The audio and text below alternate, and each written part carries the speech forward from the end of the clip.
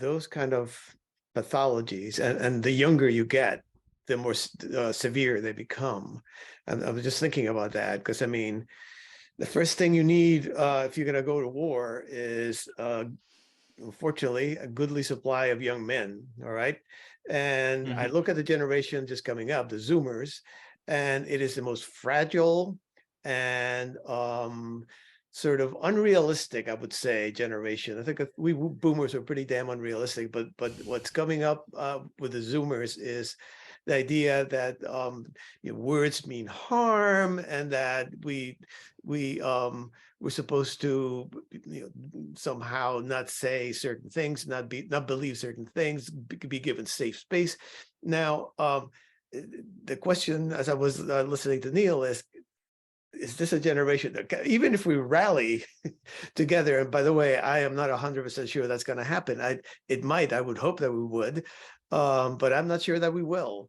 But even if we rally together, do we have the human material? Forget about the factories, the human material that would win a war.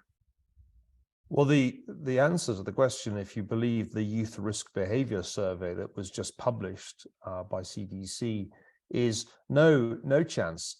I'll just give you some examples. 30% of high school girls considered attempting suicide during the past year. 24% made a suicide plan during the past year. That's what they say. Now that translates, it seems to me, probably into a rather implausibly large number of suicide attempts. And I think we must acknowledge here that some of what's going on is almost a social competition to see who has the most trauma.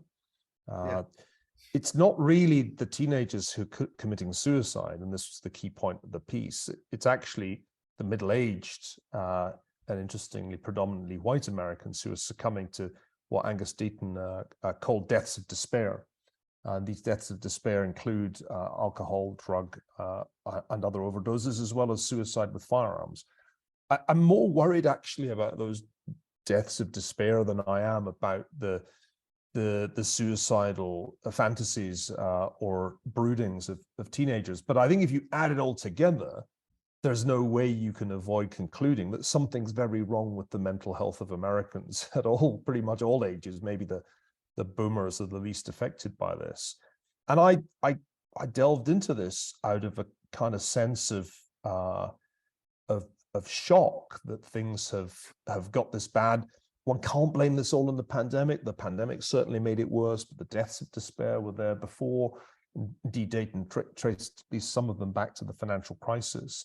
But this is a remarkable phenomenon. And to go to your question, Martin, it could be that our society is just too sick, as well as too divided, to withstand the challenge of a conflict. Then it would be France 1940. And I do find myself going back to Sartre more and more, and the great trilogy that he wrote around the debacle of French defeat, and asking myself, are we that bad, and would we fold that easily? I think not, because I think if one like you looks out the window, or if one travels around the country, if one gets away from the capitals of neurosis on the coastal in the coastal cities, it doesn't look like France on the eve of the debacle. But it's striking, and I think if one were to get comparable data, survey data from or suicide data from European countries, would not look as bad, I'm pretty sure.